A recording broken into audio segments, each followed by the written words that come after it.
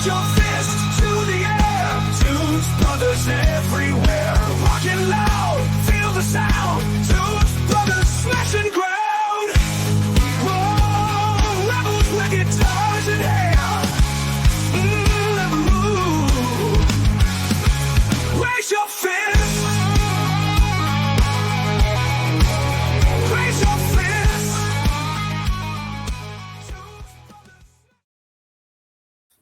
Okay, welcome back into Tunes Brothers. I am Rob. That is Lewis. That is Tommy and Dave. We were going to have a full house here to do the Kiss Slowdown Showdown. However, two of the cast members had some real life stuff going on, so we're going to power through without them.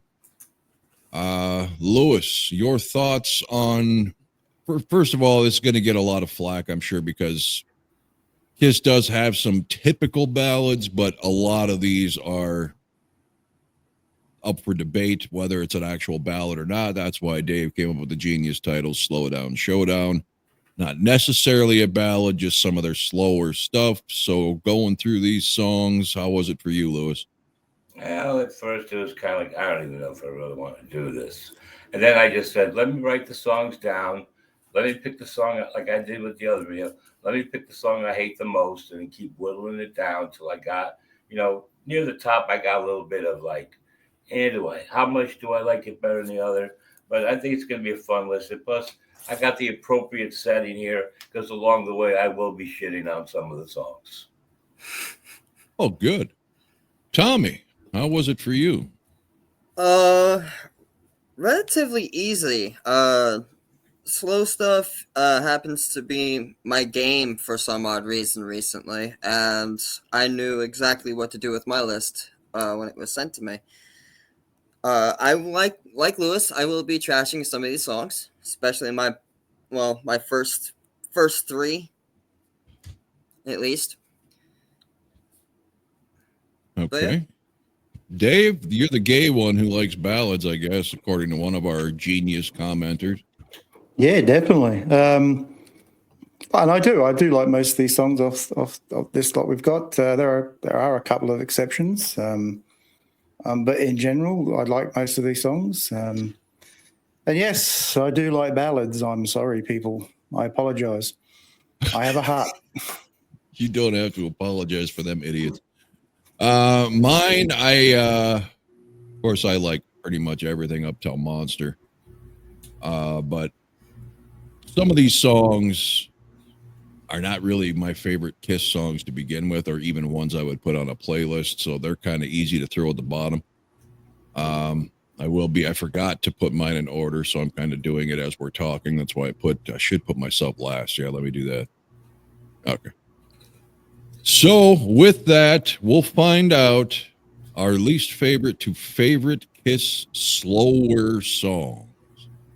So 20 of these bad boys, and we'll start out, Dave. What is your least favorite? My least favorite is I Finally Found My Way. What? That's a great song.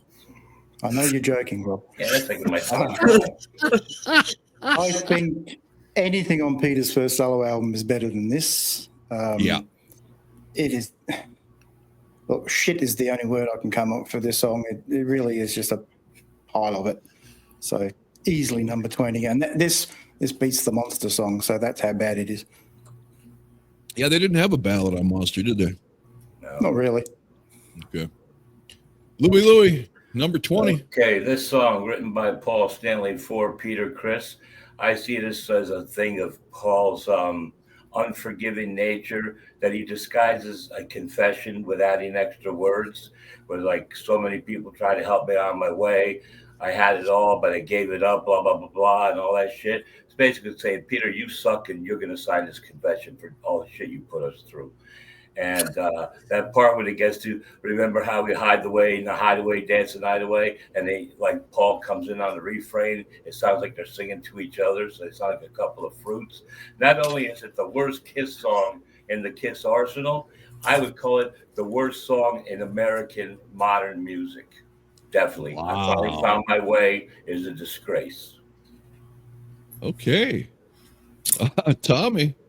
Well, I can't shit talk it any more better than that.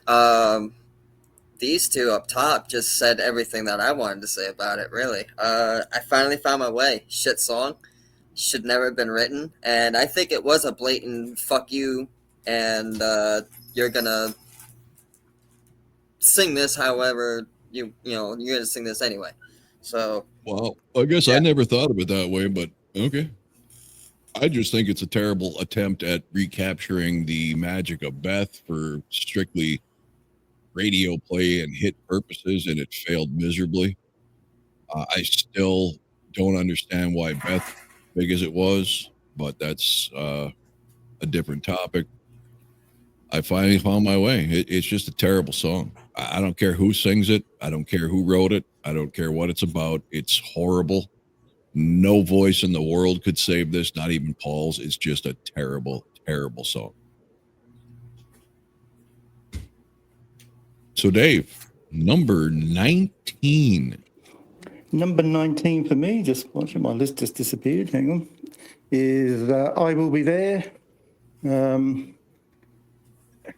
It's just a so-and-so song to me. It's doesn't really fit the whole Carnival Souls album either. So, yeah, to me, it's just one of those skip songs. I won't shit on it like I finally found my way, but it's definitely on the paper with it. So it's like the shit stain. damn, Lewis, man, Okay. get coffee out my nose. That's awesome. All be right. gentle. I'm just showing you my top two. Don't even worry about this. Up there, the top thing. See what it says? Burnout sucks. Yeah, that too. But below that, the two songs below. Sharks. Find my way, and I will be there. Oh, up there. Okay. Yeah. See, so I'm not making it up. I put that at number 19. That song just bores the immense fucking piss and shit out of me like you wouldn't believe. I mean, like, I'd rather just, you're better off in the waiting in an emergency room, waiting room than to go through that fucking song.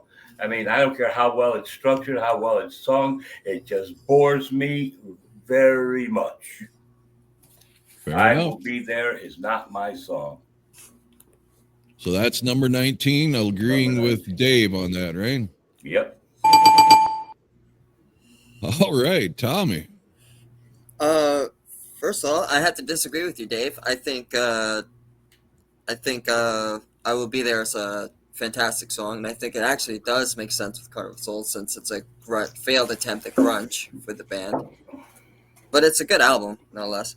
But my number 10 is number 19 is Beth.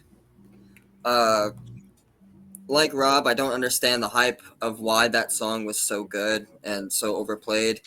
I'm guessing it's because the radio wanted to play a softer side of Kiss, and that's what they did.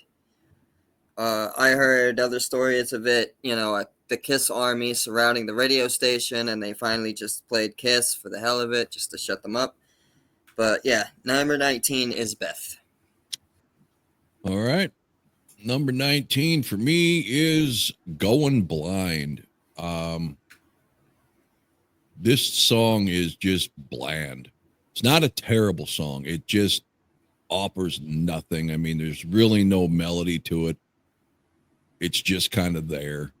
Gene's not that great of a vocalist when it comes to down-tempo stuff to begin with, so just did nothing for me, so that's where it sits.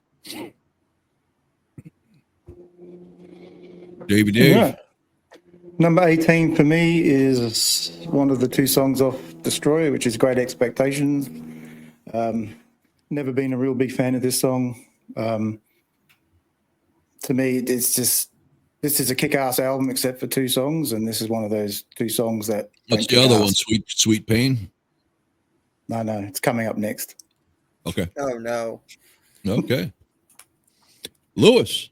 Okay, I picked that fruitified sounding song, Just a Boy. I don't like it. The high end and all that. I don't care for it. Not my cup of tea. Nothing I would ever deliberately play to anybody that ever heard Kiss before.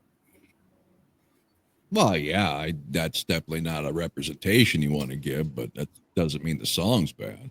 Well, that's not my thing. All right. Tom.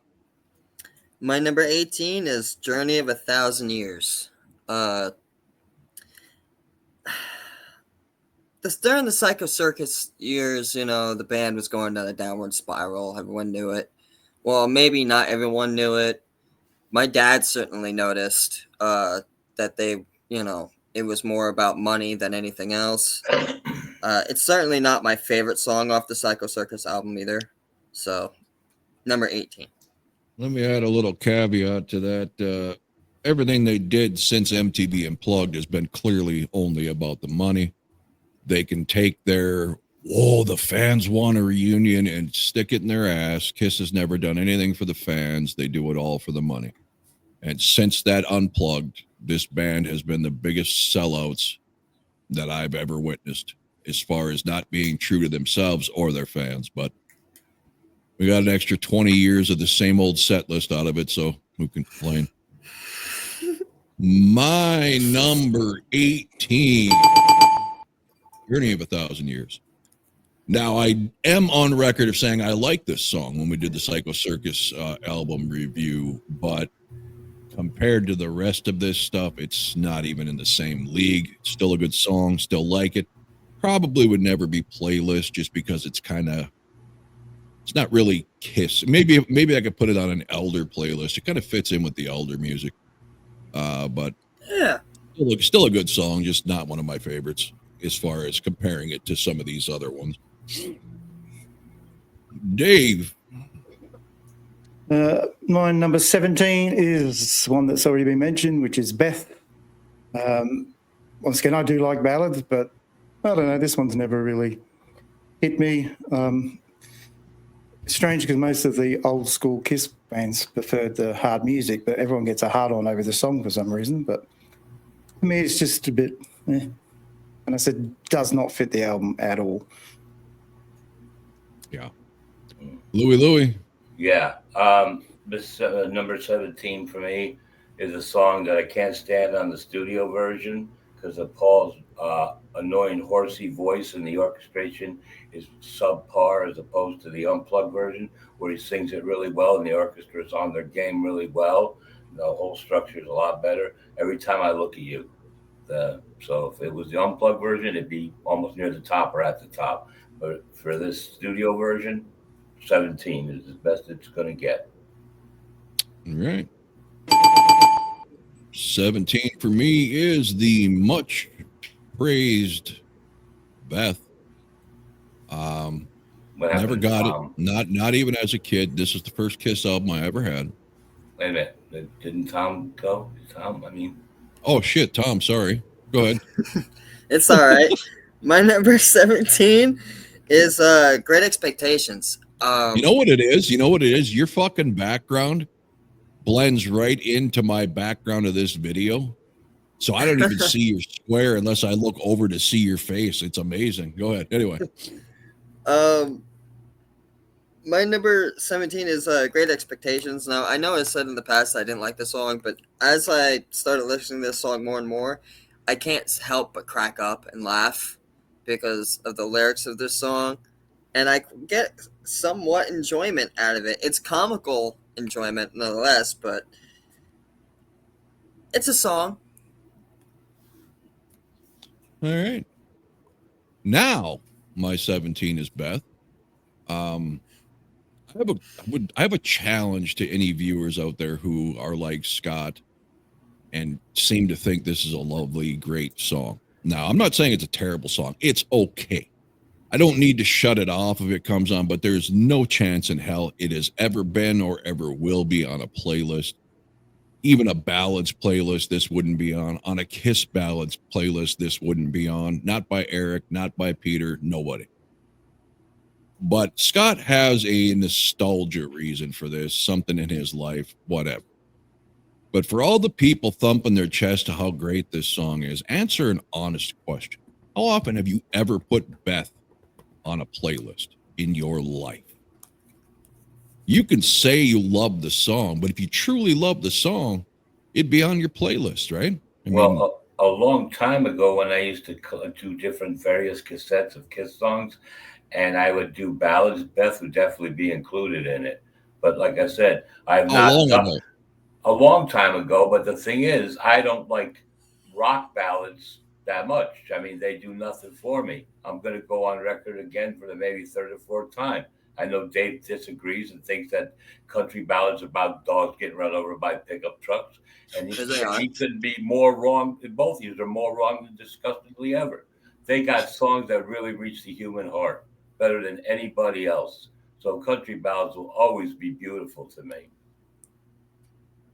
All right. Well, anyway, Beth, number 17 for me. Dave.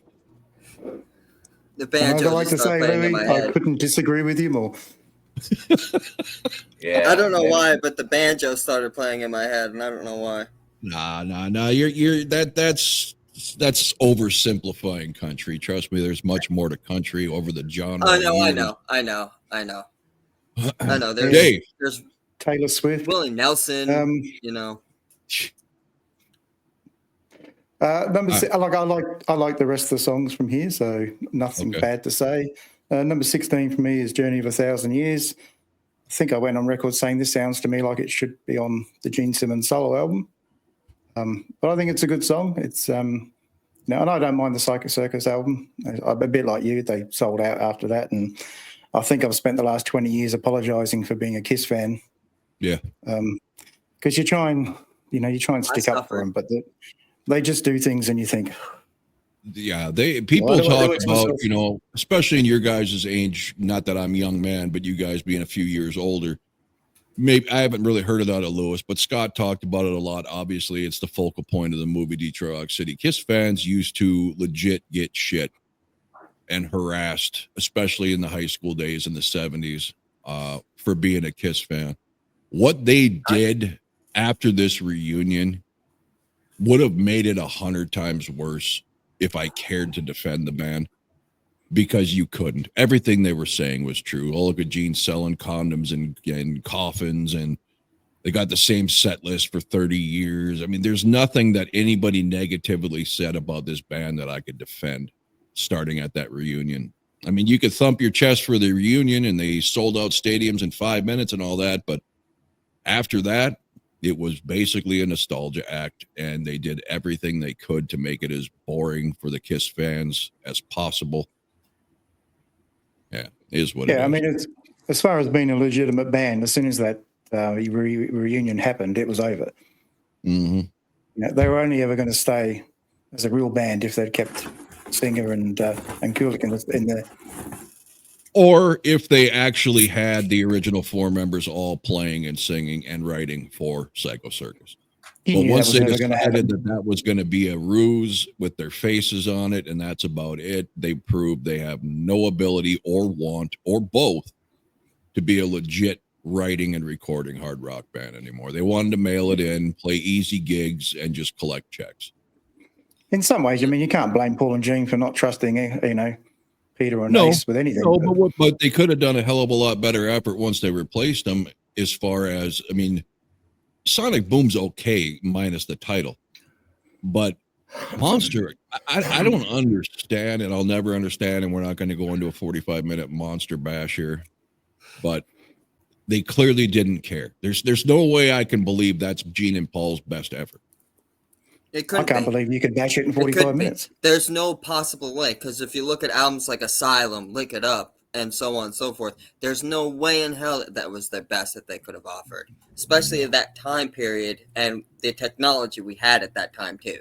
No way, no possible way, man. Oh, I think Asylum's a great album. And as far as yeah, he did. That's what he's saying. He said, if you look at what they did with Asylum, how the hell could Monster be their best effort? Okay. I thought he meant that those songs were my mistake. No, I apologize. And back to Rob's point, in the 70s, oh my God, there would be a war zone if it was like that in the 70s. But even during that time, I got picked on for being a Kiss fan, especially for one of my teachers in elementary school broke my statues of Kiss. I had Kiss statues like busts, and she snapped them in half. I would have snapped her fucking fingers, but that's me. My dad flipped, dude. My dad flipped out. 50 okay, where do we leave? Me. Okay, 16. Louis, number 16. Okay, this is a song that tells a word that is used by a few different artists. Either it's in the title or it's in the lyrics of the song. And there's good songs that you make use of this word and bad songs that make use of the word. The word is heroes. World Without Heroes, I'm not crazy about. I think it's overly sappy sentimental with no real feeling to it. Okay, Tommy. You guys All probably right. can't hear me. I'm gonna push my mic away because my cat's in my face. It's There all we right. go. Number 16, Under the Rose. Oh, Listen, before you do that, 16 and up are my favorite. 16 and up are my favorite. I got past the songs I don't like. 16 and up are your favorite, like singularly? So 16 Singularly. and up are a tie? Yeah. Oh, Jesus Christ. All right. I liked all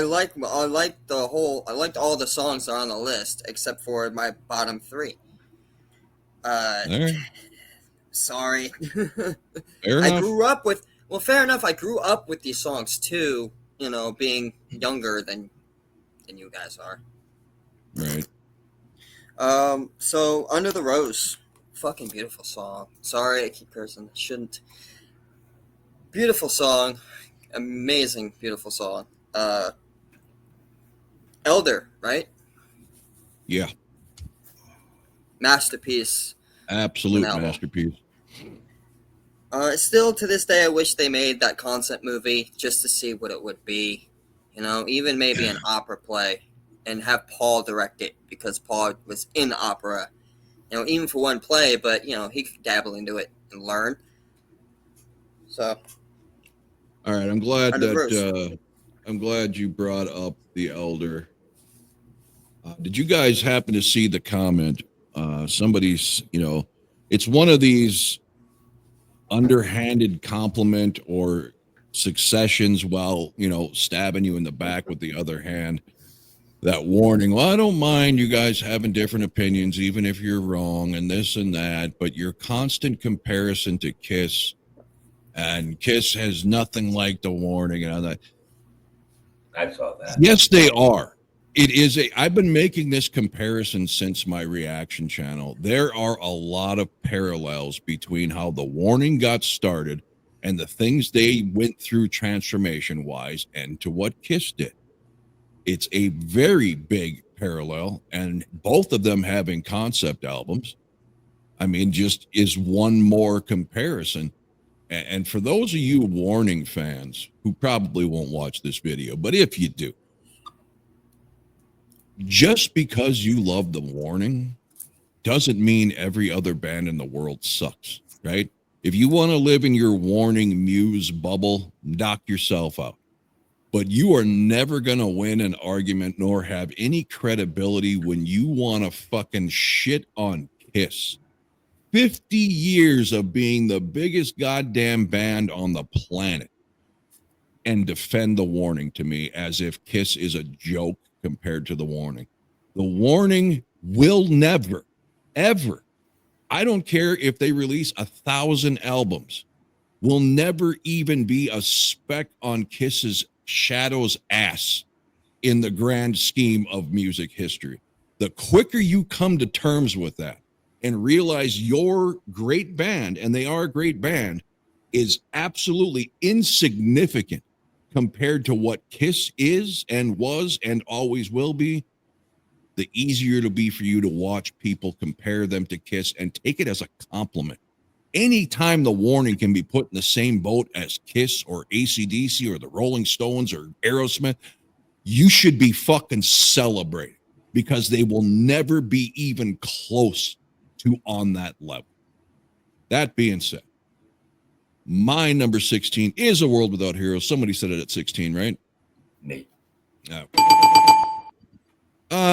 I like the song. I do. It kind of turned me off when I got the elder, especially, and me and Scott have talked about this. He disagrees with me. Seeing the big bad demons sing a ballad on national TV is one thing. Having a fucking fake tear come out is absolutely embarrassing as a Kiss. You want to talk about how do you defend Kiss, right? The only thing you had in your holster at that time what, especially coming off of Dynasty and Unmasked and The Elder and all that stuff, was it was still a badass band just playing pop music. Now you got the scariest character of any band ever, arguably, with a fucking whiny ass tear coming out on national TV, completely staged. You know, just it back then it was like rumors swirling. Oh, Gene saw Peter in the audience and he got teared up, and all. There was so many fucking rumors. It was ridiculous. It was embarrassing, and that video or appearance has soiled my impression of that song forever. But it is still a decent song, just nowhere near the best. Number 15, Dave. Well, number 15 is, for me, is A World Without Heroes. Don't think I can add much more than you did, Rob. Remember watching that film clip and, you know, like I said, used to cop enough flack for being a Kiss fan as it was. And then, seeing Gene with a tear was like, my mate was next to me and go, what the fuck is that? And the haircuts didn't help either because, you know, they'd gone to that shorter style as well, which, Yeah. Yeah. 15 for me. All right. Louis. Now, this song is a really good song, but the way it closes out and ends it is the reason why I put it so high up number wise and so low opinion wise, is Reason to Live. I'm going to give you my reason why it's there. Because after the instrumental break and he goes back to the chorus again, it goes to that long, drawn-out, close-out ending. Whereas what I strongly believe, if that song was structured, that after he comes back with the chorus, that it goes up one octave with the voice and the guitar and goes into a fade-out instead. That would have made the song a whole lot better. Where he repeats, everybody's got a reason to live. I can't sing high, and it goes up another octave again, and the guitar has a higher, whatever, you know. If that song was structured to do that, it would have been a much better song. Number 15. Fair enough. Tom. My number 15, Going Blind. When I picked the song, I didn't just listen to the studio version. I also listened to the unplugged version and any other live versions I could possibly find of this song. And I happen to like the unplugged version the best. Possibly because I grew up watching the concert video on VHS. But my girlfriend hates this song because of obvious reasons. I'm 93. What, he's 93 and she's 16? 16, yeah. But I'm not going to get into the whole shebang in that because there's every 80s. Put that visual in your head. Put that visual in your head, everybody. Right, you just have to. A 93-year-old man bending over a 16-year-old. Get that in your vision and just scope that in.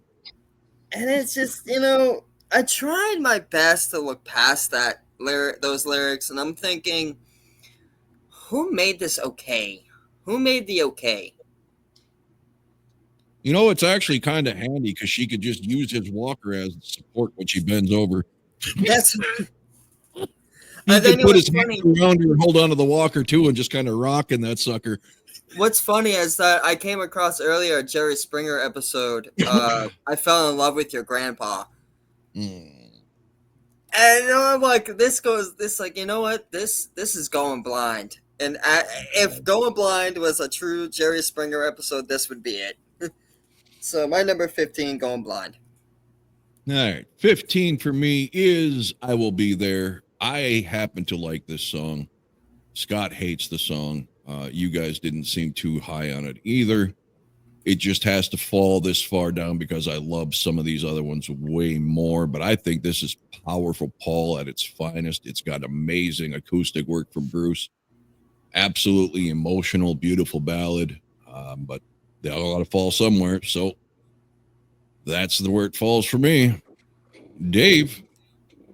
Number 14 for me is Going Blind. This I always thought was a song about masturbation because that's what I was told would happen. That's what I thought too. If you didn't leave That's it alone. what I thought too. I thought all this time blind. was about masturbation. So Yeah, and knowing Gene, he'd probably be the one bent over on the walker, Yeah. and the Wouldn't 16-year-old surprise would be me. behind him. Bit of a rim job going on. Oh, Jesus. Anyway, All right. Lewis. so Wow. Okay, I'm probably going to catch shit, So but I much don't for care. I put Odyssey at number 14. It's a really good song, but it's kind of hokey in a way. And I think it's a little bit like, what do you call it? Kind of a put on song, on a mountain high somewhere, stand a stallion and a mare. I come to save you, Hercules. Come and save me too. Remember, it was about the concept, so it probably had. That's why I always said I wish someone would put it, even if it's a C flick movie, just so you got some context to some of these songs. I'm done. All right, Tommy. My number 14. When I got sent this list, I thought it was all going to be the ballads, and I was like, Then She Kissed Me. It's not really a ballad. And to me, it's not really a slow song either. You guys keep saying that. I'm having a It's hard not. time understanding why it's so easily Maybe- considered not a ballad, because to me that's a ballad. Maybe it's the up tempo of it, And then she kissed me. To me, it's just it doesn't sound like a slow song to me. It sounds like a But certainly I not don't know. upbeat. kind of to me a little bit. Really, you And can then you she can kissed see this me. going on in the crowd as then she kissed me's going. But I don't see I that. can't see people slow dancing to the song either. I mean Yeah. I can a little bit, but not like popping where like you're bumping your fist in the air, but like you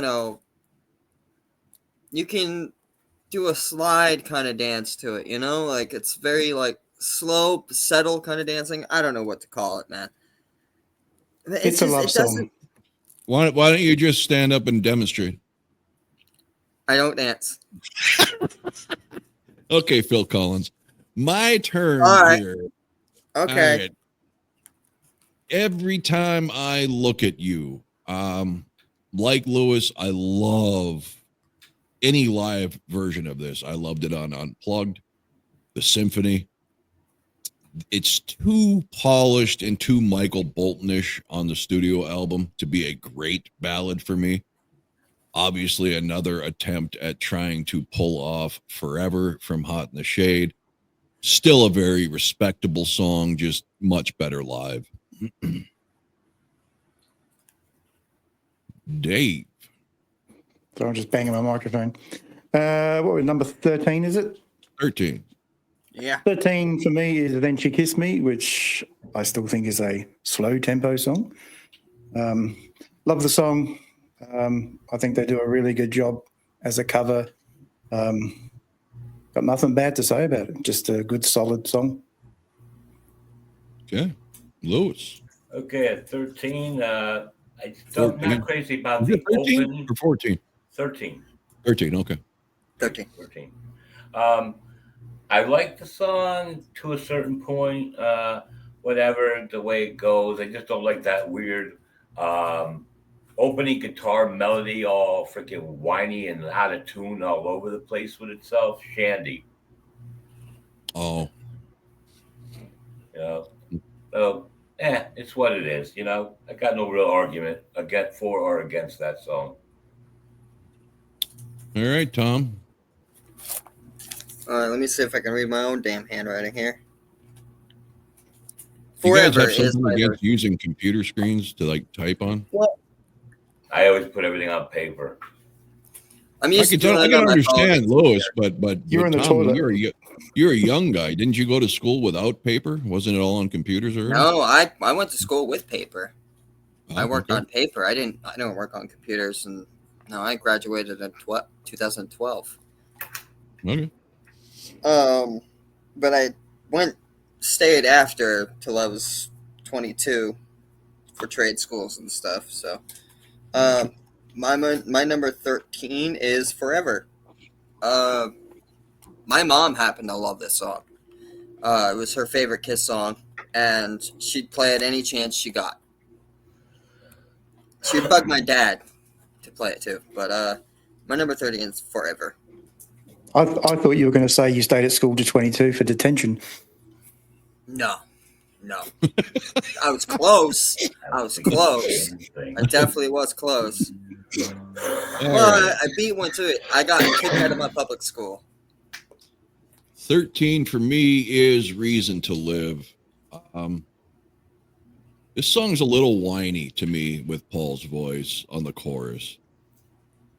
It's still a decent song if you can get past that stupid fucking video.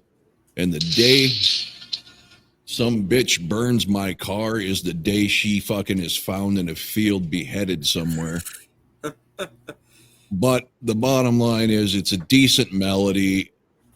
For the time, it did its job, right? It was right in there with a Bon Jovi ballad and all that crap, but just kind of a sissy ballad to me. There's real no hard edge to it, but still a decent enough melody that it falls mid-pack. Dave. Do you think that would have worked as a film clip, though? As a what? A film clip. Reason to Live? Her burning your car, and then you know. That would have been a good TikTok video, I'll tell you that much. Well, I'd have got a lot of views on that. Probably not on MTV, though. I'm going to pause this, guys. I got to take a call from my boss. We will not be live, but you guys go ahead and talk. Okay. Okay, back 12. In here, I had to take a phone call quick. Where did we leave off? I think I just did Reason to Live, right? Yep. Yeah, I think it's up to number 12. Okay, Dave. So number 12 for me is a song I really do like. And it only gets down this low because I can't sing along to it. And that's Just a Boy. I don't think many people can sing along to that. Yeah, I know. I've tried and it sounds shit. So I used to be able to do it just fine. It loses points because I can't sing along to it. But I do like the song. Fair enough. Number 12, Lewis. My number 12, the best part is the instrumental break in the middle, which is the reason why it's where it's at and not lower or wherever, Forever. That's all I got. I got nothing else with that. Okay, Tom. My number 12, and I dare any guy to sing like this. I'm Just a Boy. I don't know how Paul got his voice so high like he did like that, but Satan worship. The man to me, okay, let's go there. Let's go there for argument's sake. It is Satan worship, right? Because the man is known for quoting the Satanic Bible, I've noticed on my Facebook. Sure, yeah, that's what I've heard. Absolutely. On my Facebook. That wasn't really red lipstick. That was stained children's blood on his lips all those years. Right. That's what it was. I believe it's because he was trying to get ready for he was trying to sing opera. That's just me.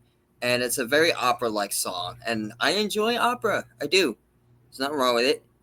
It's comforting. It's comforting, and it does ease my mind a little bit after listening to heavy metal and all this kind of stuff. Are you trying to tell me that Pantera doesn't put your mind at ease? Pantera makes me want to break shit. Yeah. Okay, as soon as War Dance comes on, forget about it. Like thrashing in my fists around the air. But no, that's it. Number 12, Just a Boy. My next one is Then She Kissed Me. I had, oddly enough, the 45 for this around the same time as I had the Love Gun album when I was a kid. My dad had owned bars and would bring the 45s from the jukeboxes. That's right, kids. They actually used to have vinyl in jukeboxes. So we had a whole collection of different stuff, and I liked the Crystals version of this. I heard Kisses first. And when I saw that 45 for the Crystals, I thought this is going to be shit, but it wasn't. But I love the song. It's a nice down-tempo song.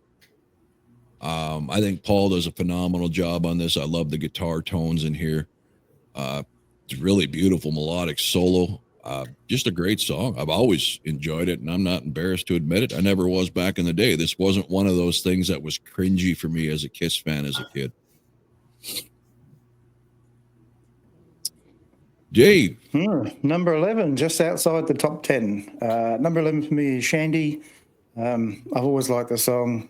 I know it's probably was a bit of a, the beginning of the end for them at that stage because of its highly pop overtones, but I've always liked it. I think it's a well-written pop song. I'm not ashamed to say I like it. It doesn't make you gay either. No, there's many other things that make me gay, but that's not one of them. Okay, Lewis. Bending over is what makes it gay. Shit. Number 11, I think it's a very good song, but I just don't listen to it often because it's not a song I go to. But if I'm listening to the album with the blue faces, and you know what I'm talking about, I Still Love You is a relatively good song, and it fits best on that album. And so there's not much more to say than that. It's the best version of the song. It's definitely the heaviest version. Tommy. My number 11 is Shandy. Reasons being, I like the acoustic version of it. When Paul does it live acoustically, I think it's fantastic when he does it acoustically. Yeah. That's it. That's all I got to say about that song. All right. Next for me is Hard Luck Woman by anybody, by Garth Brooks, by Peter Criss. When Paul has sung it, it's just a very good song. Rumor has it Paul wrote this with the idea of giving it to Rod Stewart. Whether there's any truth to that or not, who cares? But you could definitely hear Rod Stewart singing this song, right? It's got a lot of that Maggie May feeling to it and sound to it. And if Rod's not going to do it, who better? Peter Criss, same style, vocals. Just a great, I won't even call it, this is a great rock ballad. I wouldn't even say it's pop. I mean, maybe country rockish. It's definitely got no pop feel to me, but a great song. Okay, into the top 10. Number 10 for me is Under the Rose, another song off a very, very great album, but a lot of people don't seem to think is. I do. I always like the album. Copped a lot of shit for liking this album, though. But yeah, I think Under the Rose is just a great song off it. I think there's only probably 2 songs off that album that are a filler to me, but the rest of them are all good. Okay, Lewis. Okay, number 10 for me is a song that I didn't really see it as a ballad, maybe a little on the slow side, whatever, but it's got a power structure to it. It's just the middle part I don't care for when he goes a little bit of a high voice and all that. But Magic Touch is my number 10. Yeah. All right. My number 10, we were just talking about it. As Rob was telling people how, anyone can sing it. Brooks, the one guy that you mentioned, being it a poppy song, country song, it's playing in my head, and I'm like, the drum beat, yeah. So, Hard Luck Woman. Yeah, it's just a good written song. And yeah, it is. And honestly, I love how Peter sings it, man. Yeah, to me, is a Peter Criss song. Peter's voice is amazing. So it is. Okay, for me, we get to Forever. This was all the rage when it came out. This got more radio and more MTV play than the Bon Jovis and Def Leppards and all that stuff. This was the thing. Loved it then, especially Bruce's acoustic solo. Very impressive when he does it live on acoustic. If anybody's not a guitar player, you have no idea how hard it is to solo on an acoustic guitar. Great song. Overplayed the hell out of it, yes. Never, ever really. Most Kiss songs, other than my top 4 or 5, have never really been on on a playlist because Kiss doesn't have those dark ballads that I love so much. But if I ever wanted a poppier playlist, this would be on it. But it is what it is. It's another really great written song. Falls right there in the middle of the pack. So can't disagree. Number 9 for me is Every Time I Look at You. It's probably too sentimental for Louis, but I think it's a great song. Don't look at me like that. I mentioned that song earlier, and I gave you my reasons.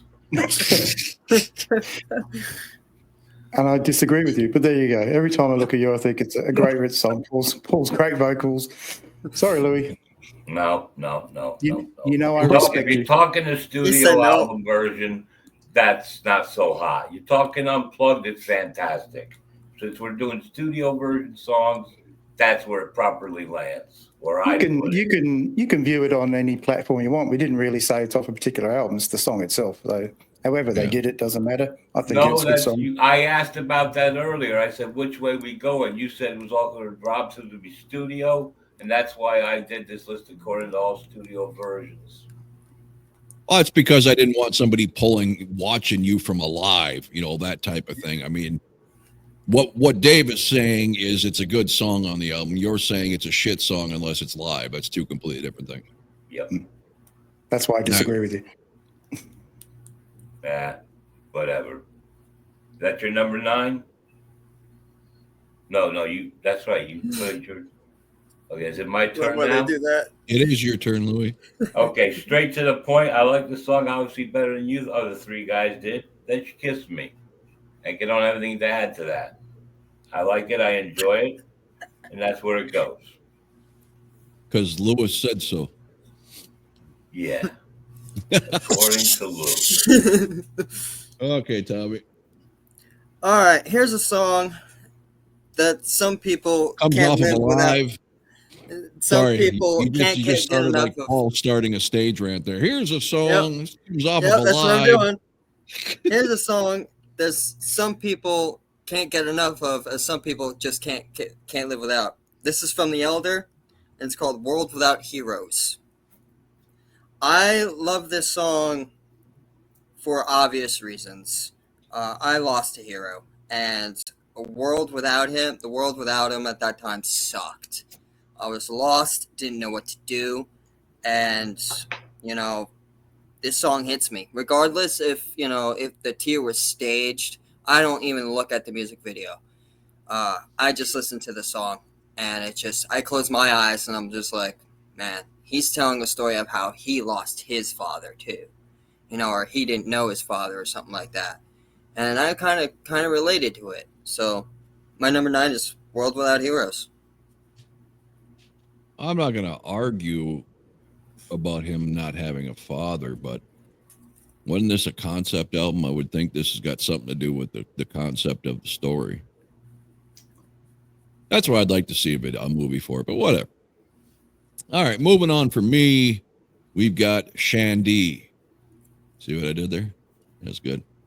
I like this song.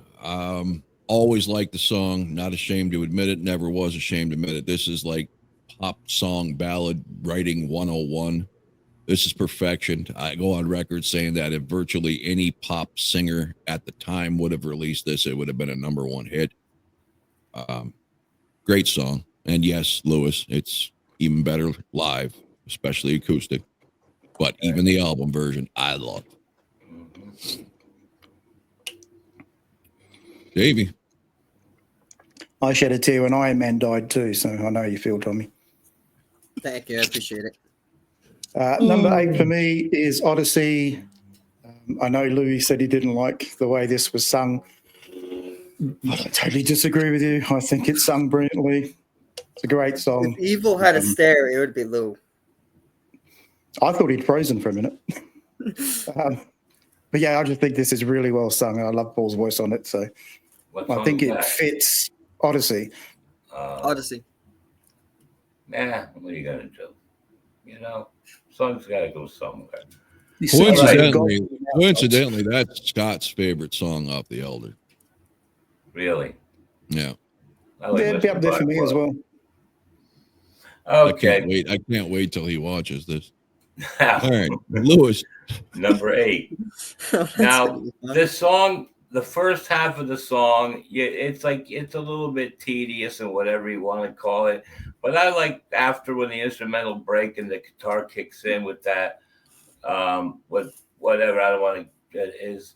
I love the payoff at the end. It makes it worth it for me to place it where I did, even though the first half is slow going. Great Expectations. Yeah. Tommy, are you praying or? My my number 8 is Every Time I Look at You. Since to me, I didn't think we were going off studio versions. I thought it was just like whatever for the song, so I went automatically towards the unplugged version. But I also enjoy the album version as well of Every Time I Look at You. Sorry, Lou. It's a good song, and Paul sings it amazingly on both versions. Mm. Yeah. Okay. I was railroaded. I mean, All when right. I said, "Is it going to be Revenge or can I use one from Unplugged?" No, it has to be Revenge. I go, okay.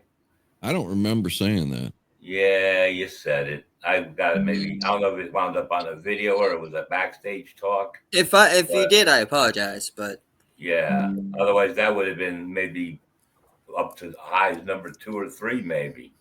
Do you have any evidence of that, Louis? I tell you what, if I find it, I'll I'll do something to prove it. Like I said, it could have been a backstage discussion. Oh, Rob shit. records all those for training and education purposes. Yes.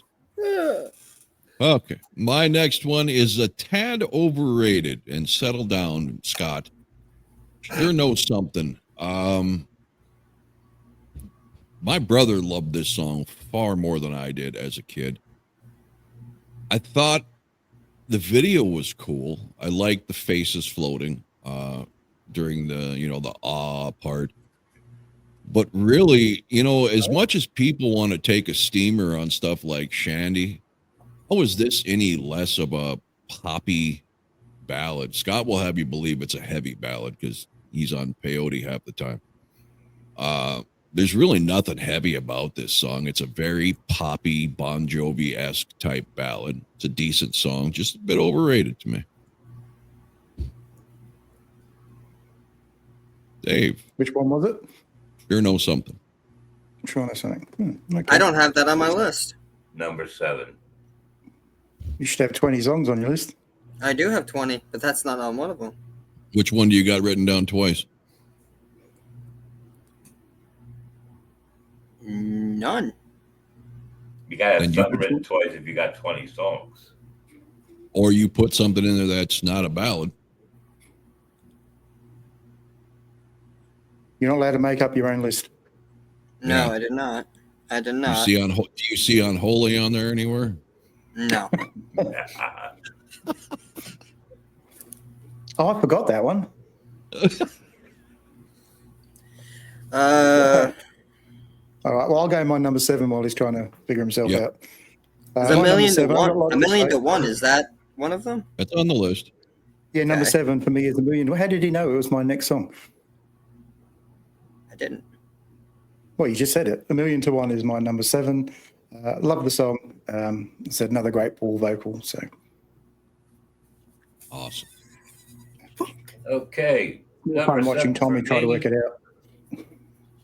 All right, well, ready for me? Yeah, go for it, Louis. Thank you, sir. I put Sure Know Something at number 7. Good song or whatever. I'm not like, oh my God, it's the end or whatever. Obviously, I don't hate it to put it that high. Good structured song. Well Was done. I Stole Your Love? Jesus Christ, do you seriously have I Stole Your Love on a fucking Slowdown Showdown?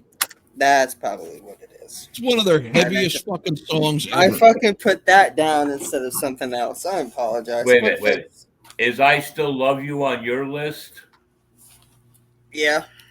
Okay, then it's not that mistake. It's a That's different kind. probably what it is. Does that That's mean not Sean even knows something's going to be higher than you would have put it? unfortunately. Damn it. Oh well. I actually happen to like the song a lot anyway, so it makes sense. Remember that time you guys all did the old couples dance to I Stole Your Love?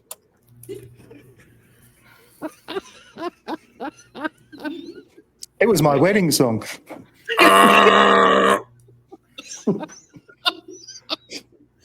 Oh, All right, ladies and gentlemen, I am not the brightest crayon in the box, but at least I still stay in the box. How bright are Perfect. crayons, by the way? The brightest one is yellow. Okay. You can barely see it on the fucking paper. What But color are it's you? there. Yellow. You can't see it on I the don't paper, know, but you it's s- there. You said you're not the brightest color in them, so No, I'm gray I myself. Who left off? think I'm brown. it's Tommy's go. Yeah, that's right. Tommy's Number going. He's gone. 7? Okay. What do you got next He's there? not- Got a thunder? I still Your love you. That's your number 6. I Stole Your love Love you. is No, number no, 6. it's your number 7. I'm sorry. I Still Your Love is my number 7. I still love you. Man, now you guys got me. God damn it, man. Shit. I still love you. All right. Fair enough. Let's move on so Tommy can regroup here. Mine would be Odyssey. Like I said a few minutes ago, Scott's favorite ballad, favorite song on The Elder. He listens to this while he showers and works out. It gives him great inspiration. I love the song, showcasing what Paul can really do with his voice. Yes, it is not a great representation of a Kiss song, but really outside of the oath, what is on this album. I think it's a beautiful song. I think if it would be a movie to it, like a lot of other songs on here, it would have a lot more of a meaning to people instead of just, why is Paul singing so goofy? I love it. Dave. Number 6 for me is A Reason to Live. This is a song I think if it had John Bon Jovi's name on it instead of Kiss, it would have been number 1. Yeah. I don't mind the outro. No, Louis doesn't like it, but I like the outro. It's a great song. It's a great ballad. I said it should have been a lot higher charting than it was, but I think unfortunately if you put Kiss next to anything, it never charts as high as it should. So Yeah. Yeah, it does seem that way. Okay, number 6 for me, 1,000,000 to 1. That's a really good song. You can't argue with that, but there's a few others. Either I like better, I just have a certain kind of reason why they place higher. Good enough. Tommy, up to Love My Gun number or 6. Yeah. okay. Now Number 6. it's Calling Dr. Love. My number 6 is I Will Be There. I think that this song definitely belongs on Carnival of Souls. At first, I wasn't very fond of it. Then I gave it to a dozen listens. And I understand it. It's about his son, obviously. Ding, ding, ding, ding. We got a winner, Johnny. I Will Be There. All right. Next for me is Great Expectations, another one of Scott's favorite songs. I think he said this was way better than Beth. I agree with him. I love this song. I know, Tommy, you take humorous, out of listening to the lyrics. I get it. It's a good humorous though. But I this is a song where the lyrics, he could be literally saying anything and it wouldn't matter because the music is what gets me on this. Okay. I Especially see. the middle of this through the end, especially live when they have the choir singers there, like on symphony or orchestra, whatever they called those boys choir or whatever the hell it was. Just an amazing song. I think a lot of people, again, focus on this don't belong on Destroyer, but then they'll defend Beth. I don't understand. I mean, I've never been one to say it's a ballad, so it doesn't belong on an album.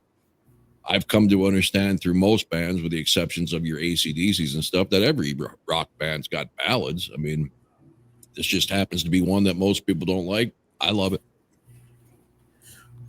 Okay, now I understand. If you look at it like musically, it's a really good song. I can agree with that.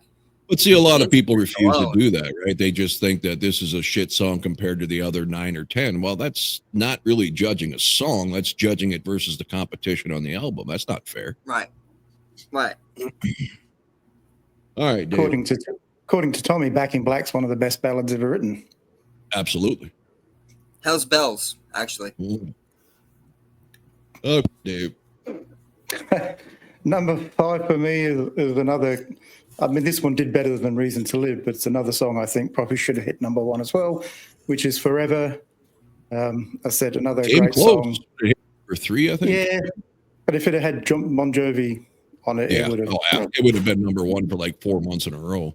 Yeah, easily. So yeah, just another great song. I know watching the film clip, I always like watching Eric Carr in it as well. So Yeah.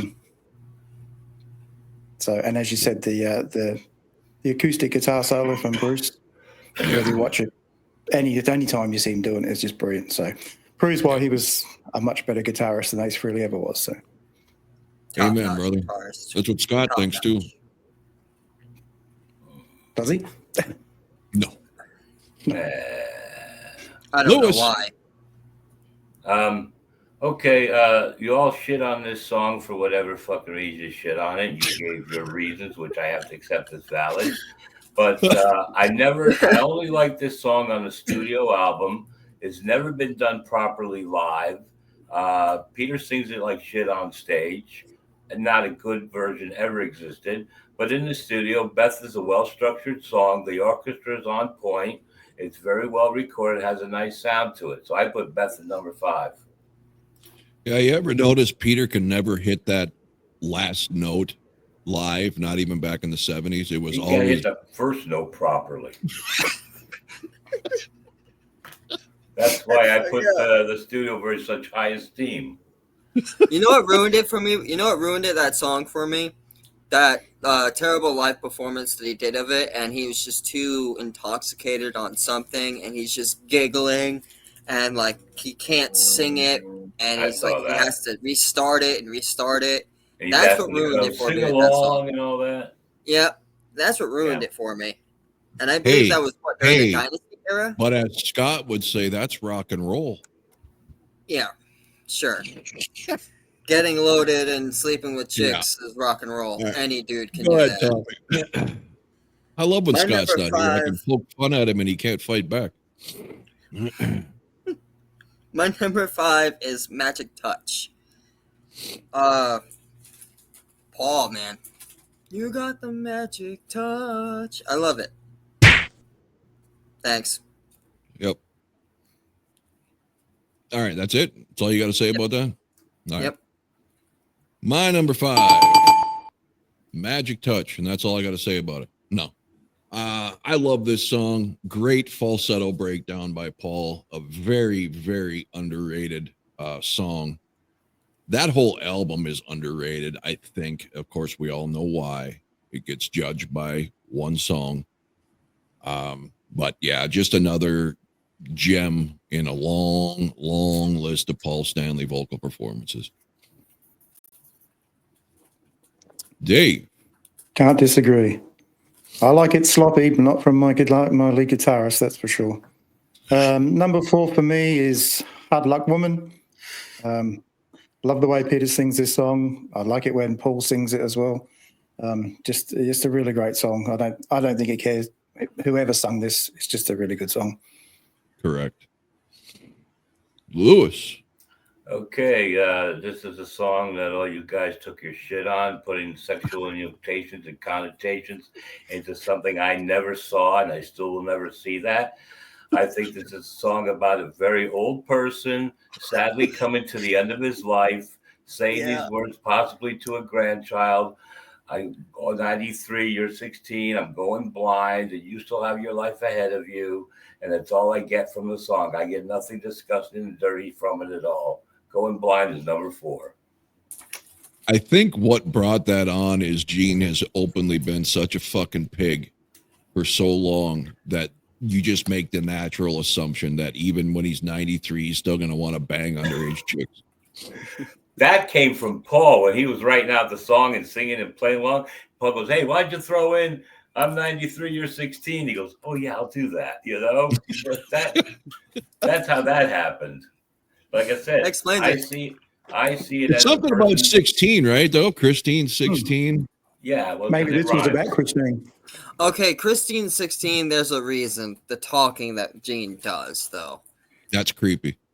That is creepy. I'm sorry you're coming out of school that day. Like, dude, really? That's a stalker all over. That is. At least Sting and Police were clever enough with Every Breath You Take not to actually make a flat out obvious stalker reference to what they were talking about. Right. Okay, And Tommy. even Oz. All right. My number 4, The Odyssey. Great storytelling, right? At its finest. Paul, musically constructed, it's amazing. Again, Elder, masterpiece of an album. I dare anybody to say it's a crap album. Step outside and throw a coin. You'll find about 100 of them. Well, they need to be slapped in a row. Yes, they do. Yeah. And lots of them are Kiss fans too. So, yeah. Speaking of the Elder, my number 4. My number 4 is Under the Rose. This is as gothic as you're going to ever hear Kiss. Obviously, even if this is a wildly popular album and a huge success, and there was a blockbuster movie, they could never sing this live, right? No, they don't have the Oak Ridge Boys singer on staff there to hit them low notes on that chorus. But I love the song. It is definitely one of those meditative trance-like songs that I absolutely just chill to. Great song. Rob, you don't think that they could have do that live with a backing track of the low voice? Well, yeah, if they want to do that, but God forbid anybody uses a fucking backing track. Oh, the right, warning.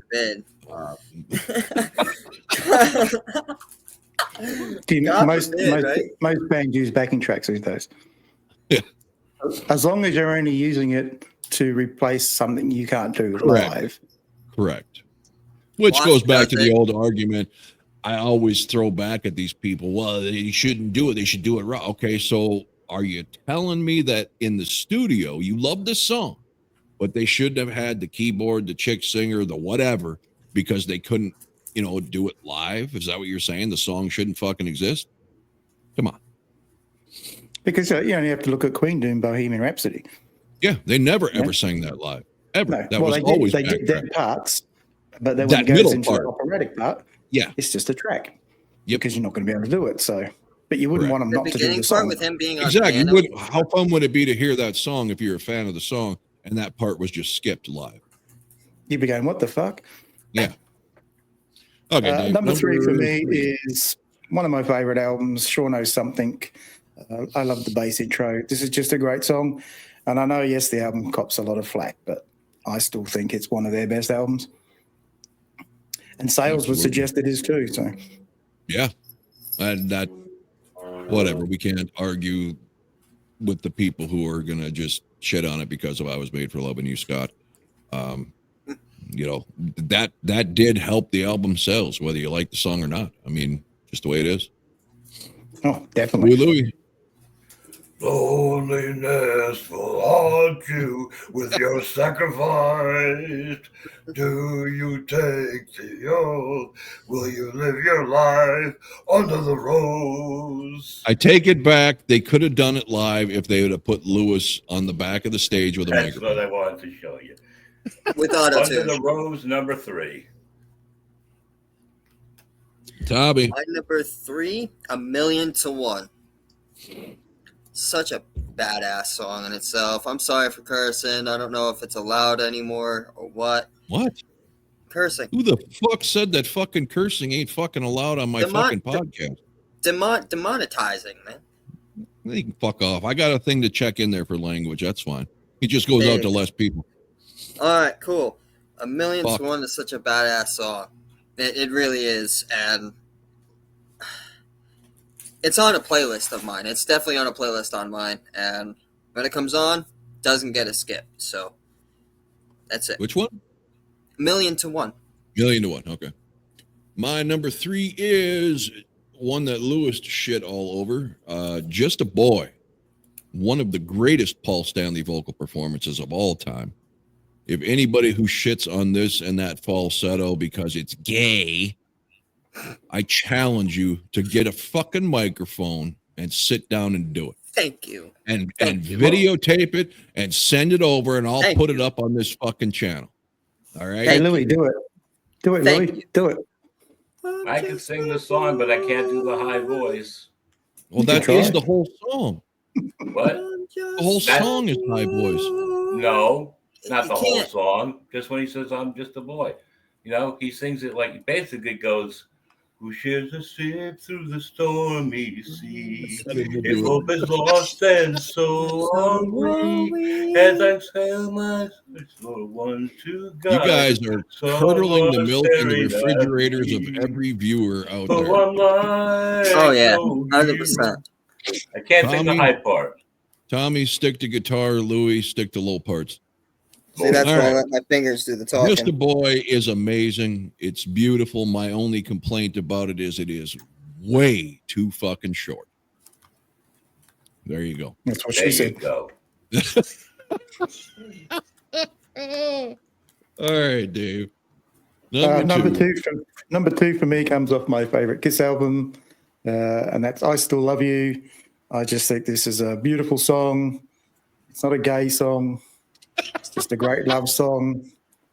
And Boy, if you that- watch, I hope you've gotten, the gist here, Valkenhart or whatever it is, that, you're in the minority if you think liking ballads makes you gay. All right. And maybe you need to do a little self-reflection.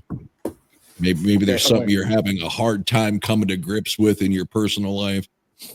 and I think if you watch the MTV performance, it's probably one of the greatest vocal performances Oh, fuck. ever.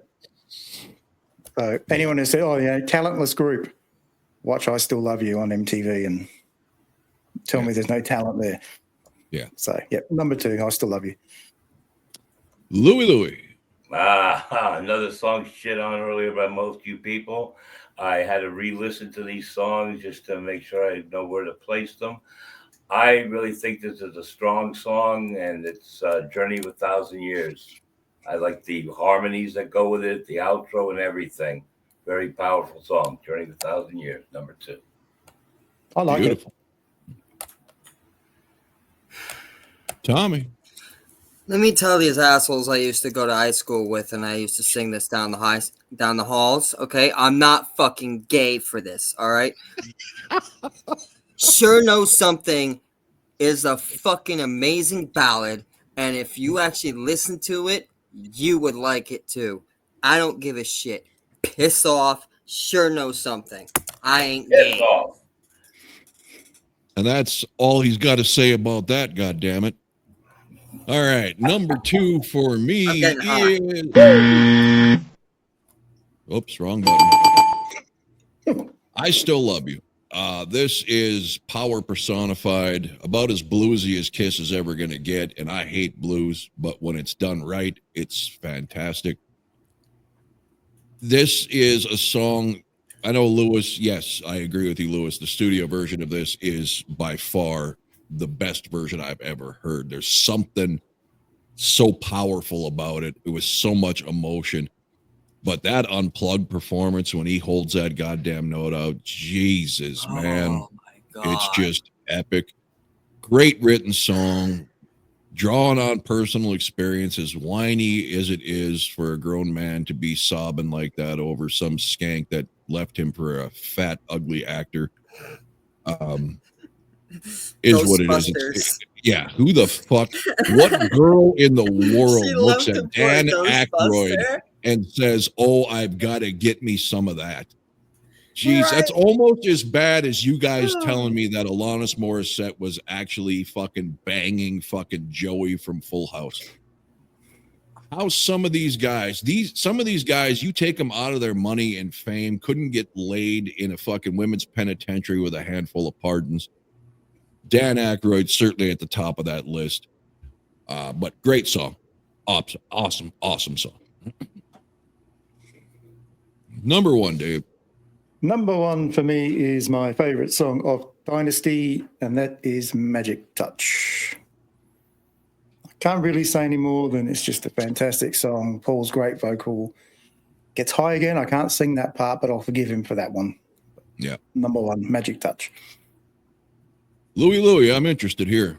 Well, my number one, after going through this list and thing, whatever, just happened to land there because I like singing along with the song and everything else. Hard Luck Woman. It's got a groovy beat, and I like it a lot. Absolutely. Tommy. This song just played in my head. Reason Enter to Sandman? Live. Reason No, to Live? Reason- Okay. Yeah. I don't like Enter Sandman. Ugh. It's an overplayed song. Sacrilege. All right. You should watch the warning version. Reason to Live, you say? I will. Yep. Reason to Live. Paul sings this really well. Amazingly, honestly. And Bruce, man. Best guitar player they ever had. Period. That's a discussion that's had that should never be had because it's not even fucking close. If anything, Vinny would be a close argument with Bruce just based on speed. But Okay, sorry, all you diehards. If you want to rank, I think the only one you could place Ace above is Tommy Thayer. I think even Mark St. John's, if he wouldn't have had whatever happened to his hand, you'd have found out how great he was too. I just Ace was a product of the time. He was great for his time, but he's a lot like Jimmy Page, where I don't understand the praise for the time. Yes, but those just flat out bend and release guitar players, they're pretty much one trick ponies. So Sorry. Well, as far as I'd rather listen to Tommy play now than Ace. Absolutely. Yeah, as far as I see it, Bruce is not only technically the best Kiss guitarist, but also he's got a good, decent demeanor and personality, and he's reliable, and he's a good dude all around. And I don't think anybody, like, he could do anything that he puts his mind to. And he's proven, I've seen him doing guitar lesson videos and demonstrations where he even does stuff better than what he did with Kiss. But I'm always going to have a special place in my heart for Ace because I love his tonal qualities and the melodies he brings into some of those instrumental breaks. Absolutely. No, and I'm not ever shitting on Ace's ability at the time. In fact, if you listen to the solos on like Into the Night and stuff off that first Frehley's Comet album, he actually progressed. He was doing some of the modern stuff and had a modern tone, but somehow, whether it was the years of chemical abuse or whatever, something caught up with him and he's flatlined as a guitar player to the point where I just saw him live right in front of him. Fucker be lucky to hit a note unless he has to back away mid-sentence of a song he's responsible for singing and look down and find where to put his fingers. It's brutal. And speaking of Ace and Bruce, did you guys see we have another genius music, expert in the comment section talking about how Bruce was one of the most boring guitar players Kiss ever had. Basically couldn't shine Ace's shoes, only sounded good because he was told to play like Ace. And that's when I had enough. And that's when I stopped listening.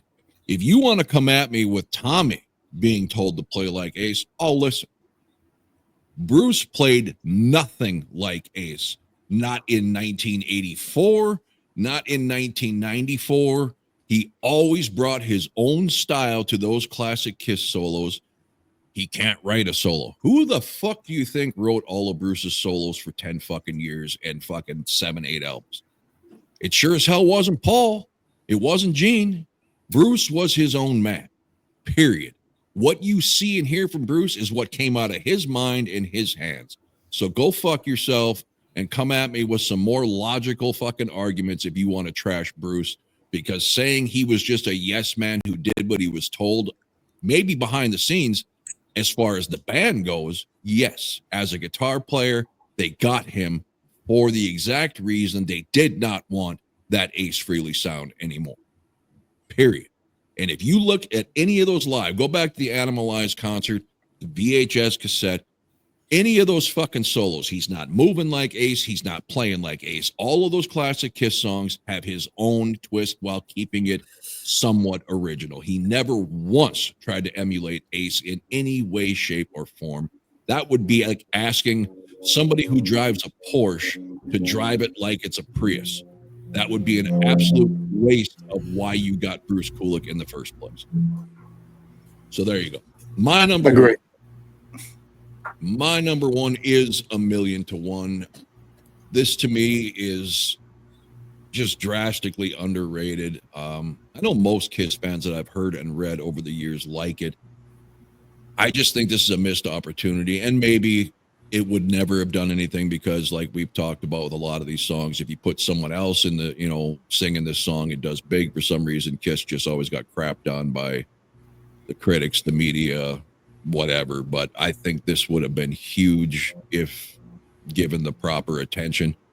Just amazing structure to the song, the actual range that he pulls off through this whole song. It's just amazing, and I love it.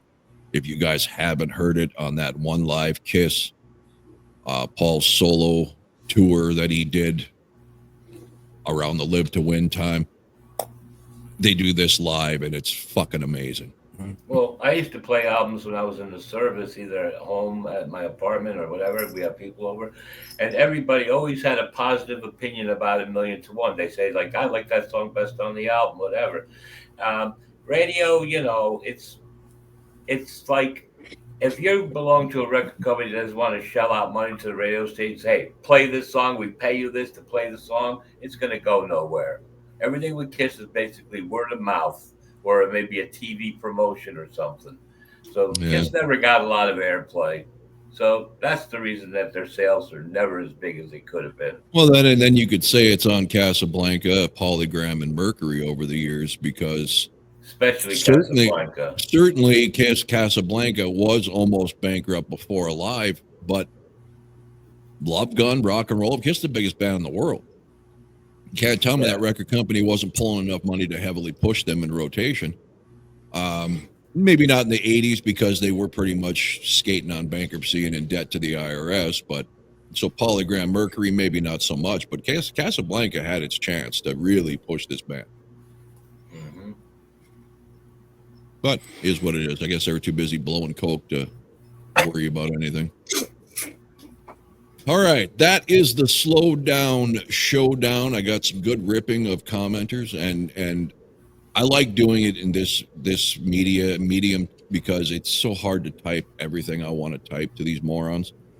And again, most of you we love, but if you're going to come at me with such an Ace Frehley bias that you are going to start spewing crap like Bruce Kulick is a shit guitarist, I got no fucking time for you. I mean, I'm not going to ban you, but man, if you're that goddamn clueless, I don't know what to tell you. I really don't. All I can say is go out and talk to an actual guitar player and ask them to tell you the difference between Ace and Bruce. What was that tour in 2004 with Kiss? Was that the one with Motley Crue? I forget. I never saw that tour. It might have. Yeah. Scott's better at that stuff than I am. We saw that as me and friends, me and my brother and other friends. We enjoyed the show. Then we went to go see Ace Frehley at the Nokia Theater and all that. And we liked the Ace show better because he would do 2 or 3 songs in a row before he said anything. Whereas you watch Kiss, every song is a stop, dissertation, another song, a dissertation. And back in like 2004 up to 2012, whatever, Ace was pretty close enough on his game that nobody walked up and said that he sucked. They all liked what he did back then. And what you saw, unfortunately, is what he never should have done. He just should have did the album and stayed hidden. That's it. Because before I knew I was going to this months and months ahead of time. So I started watching his live performances, and I was just, oh my God. I was hoping and praying they were bad shows, and I was going to get something different. It was just brutal. Mm-hmm. That's all. I understand hanging around for the money or because you love it and all that, but You know, the people that will defend him now are the same ones who will say Paul should have stopped 10 years ago when his voice went out. But it's okay for Ace to keep going when he can't even play his own fucking solo. I just and there's rumors that he didn't even play on that fucking album for the most part. And a lot of those rumors were hinted at by his co-writer of that album, Steve Brown, who claims he came up with 90% of that material. And Ace fans lost their fucking mind. And I'm thinking, really? Is that so hard to believe? How many times going back to Destroyer was Ace replaced on a track here or a track there? Is it really so hard to believe that he didn't want to sit down for rehearsals and go into the studio and do takes? I'm not saying he couldn't do what was on that album. I'm saying it wouldn't surprise me if he was too fucking lazy to do it. Well, I remember watching him do one of his songs off that new album when they started doing the tour with it. He didn't look like he knew the song at all. Yeah. And that came out because he refuses to rehearse. Now, if you go back, he wanted to bitch. Why? Kiss tours too much. Is it that, or is it the fact that Kiss will rehearse your ass into the ground until they get it right? And I don't care. I don't want to hear that's rock and roll. All the the bumps and warts. No, I want as close to perfection as possible. I want to know these musicians are giving it 100%. But why does he want to show up rehearsals? I don't understand that. You're a guitarist. You're probably one of these. I think Ace Frehley bought into what Scott likes to preach a long, long time ago. I'm a rock star. Rock stars just get laid and break up hotel rooms. Yeah, and rock stars become and burnt do drugs. out. And Paul and Gene were understanding that you still have to put quality stuff out. You still got to be good at your craft. You can't just say, I'm a rock star now and be some drunken douchebag who just mails it in. These rock stars are now, if you look at most of them, now they look washed up. Oh, yeah. Most of them can't sing as good as most of them can't sing, can't play, and it's sad. Really. And that's all because it's all for the love of rock and roll, man. Look at that. I mean, I've hated that fucking excuse since the beginning of time. That whole sex, drugs, and rock and roll. It's a cliche. It is a cliche. A lot of these bands, what they portray to you is not how they are. They want to tell you they're these crazy fucking guys, but when they're not on tour, they're not. It's an act. Right. It's a gimmick. It's a gimmick, man. All right. Well, anyway, at the end of the day, we had a good list of songs here. Again, I'm not a big ballad guy in the first place, so a lot of these aren't playlists for me because I just don't make ballad playlists very often. I know Lewis is kind of the same way. Doesn't prefer listening to down-tempo stuff. But they're good songs nonetheless, except I finally found my way.